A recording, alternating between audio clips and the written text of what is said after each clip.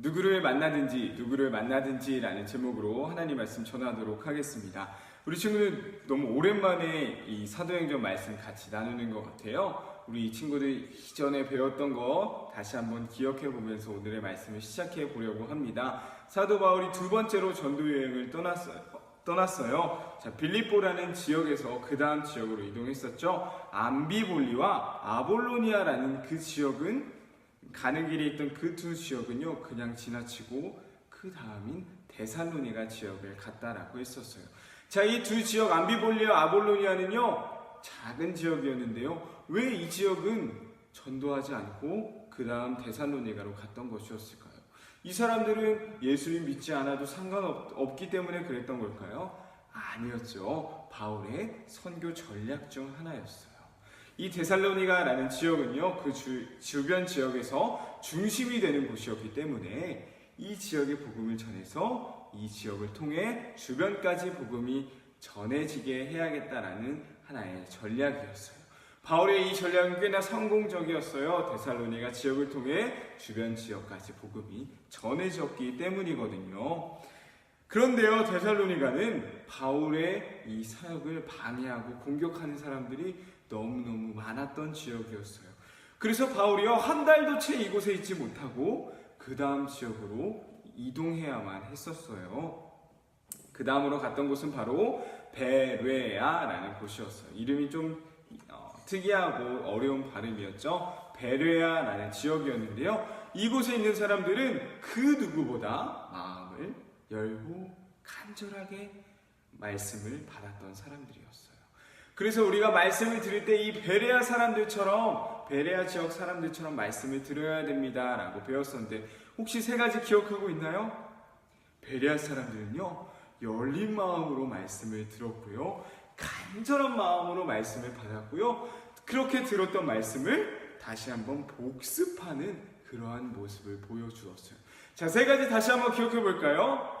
열린 마음, 간절한 마음, 말씀을 복습하는 모습. 이 세 가지 모습이 있었어요. 자, 그런데요, 데살로니가 지역에서 바울이 베레아 지역에 복음을 전하고 있어요 라는 그 소식을 듣고서는요, 바울을 또 공격하기 위해, 바울을 또 괴롭히기 위해 이곳까지 쫓아오게 된 거였어요. 그래서 베레아 사람들이 이 사도 바울을 얼른 다른 곳으로 이동시키게, 대피시키게 되었는데요. 그때 같이 전도여행을 떠나고 있던 실라와 디모데는요, 미처 합류하지 못한 채 바울만이 그 다음 지역으로 도망가야만 했었어요. 바울이 이동했던 곳은 바로 아덴이라는 곳으로 도망을 가게 되었는데요. 이곳으로 간 것은 어떠한 선교 전략이 있던 것이 아니었어요. 그저 바울의 동료였던 실라와 디모데가 합류하기까지 잠시 머물기 위한 그러한 장소일 뿐이었어요. 바로 이 아덴이라는 곳은 바로 그러한 곳이었는데요. 사도 바울이 아덴에 딱 도착했는데, 도망가서 아덴에 도착했는데요, 아덴이라는 그 지역이 수많은 우상들로 가득한 모습을 보게 되었던 것이었어요. 사도 바울은 한편으로는 마음이 아프기도 했고 한편으로는 너무너무 화가 나기도 했어요. 아니, 하나님만이 진짜 신이신데 이렇게도 많은 신들을 섬기고 있다니 라는 그런 마음 때문에 화가 나기도 했어요. 아덴에 사는 사람들은요, 큰 광장에 모여서 서로 이야기 나누는 것을 굉장히 좋아했어요. 각자 자기가 믿고 있는 신, 또한 사상에 대한, 그러한 믿음에 대한 이야기들을 서로 나누는 것을 굉장히 좋아하는 그러한 사람들이었어요. 그래서 사도 바울이 수많은 우상들이 가득한 곳, 수많은 믿음들이 가득한 그곳에 가서 그 사람들에게 찾아가서요, 바로 우상을 믿는 이들에게 예수님을, 복음을, 십자가를 전하기 시작했어요.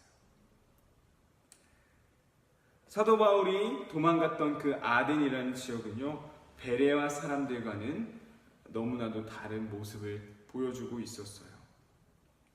베레아 사람들처럼 열린 마음도 아니었고요, 간절한 마음, 또 말씀을 더 가까이 하고자 하는 마음도 아니었어요.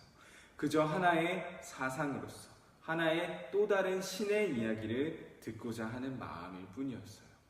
오직 한 분이신 하나님이 아닌 그저 그 한 분이신 하나님이 수많은 우상 중에 하나가 되어버린 그러한 아덴이라는 지역이었어요.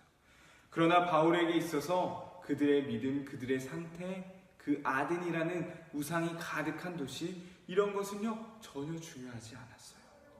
바울은 어떤 사람에게든지 어떤 장소에서든지 어떤 상황에서든지 이 복음을 전할 수 있었다는 거예요. 이것이 바로 하나님께서 사도 바울을 사용하신 사도 바울의 장점 중 하나였어요. 누구를 만나든지 복음을 전했다는 사실이에요. 전도사님이 저번 주에 충청남도 부여에 있는 외산이라는 지역으로 전도를 하러, 선교를 하러 다녀왔었는데요. 그곳 중에 무량이라는 지역이 있었어요. 그곳은 꽤나 큰 절 밑에 있는, 절과 함께 있는 마을이었어요. 그곳에 복음을 전하러, 예수님을 전하러 갔는데요. 너무너무 우리들의 이 복음을 전하러 온 사람들을요, 막 박대하고, 저리 가라고, 우리 여기 절 믿는 곳이라고, 부처 믿는 곳이라고, 너희들 들어오지 마! 라고 하면서 저희들을 다 내쫓는 것이었어요. 그래서 느꼈죠. 이렇게 부처님을 믿는 믿음으로 가득한 사람들에게 예수님을 전한다는 것은 결코 쉽지 않은 것이구나. 전도사님이지만 그들에게 예수님을 전하는 것이 굉장히 두렵고 무섭고 떨리기까지 했었어요. 자, 그런데 사도 바울은요, 바로 그러한 곳에 가서도 누구를 만나든지 복음을 전했다는 사실이에요. 사도 바울은 말씀을 잘 들었던 베레아 사람들에게도 복음을 전했고요. 우상을 믿고 있던 아덴 사람들에게도, 자기가 옳다고 생각하는 그 믿음을 가지고 있던 아덴 사람들에게도 복음을 전했어요. 바울은 누구를 만나든지 어떤 사람을 만나든지 복음을 전했다는 사실이에요. 우리에게도 이 바울의 모습이 새겨질 수 있기를 원합니다. 이제 곧 있으면 하반기 전도가 시작되는데요. 수많은 사람들을 만나게 될 거예요. 교회 다녀본 적이 있는 사람, 아니면 다른 종교를 갖고 있는 사람. 하지만 우리에게 중요한 것, 누구를 만나든지 이 복음을 전할 수 있어야 한다는 사실이에요. 오늘의 말씀을 잘 기억하며 또한 하반기 전도를 다짐하면서 오늘의 말씀을 다시 한번 새겨볼 수 있는 우리 유년부 친구들 되길 간절히 소망합니다.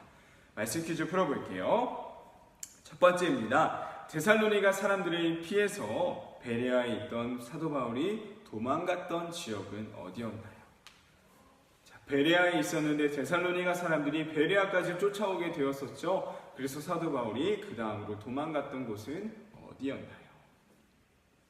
두 번째입니다. 아덴이라는 지역은 무엇으로 가득한 도시였나요?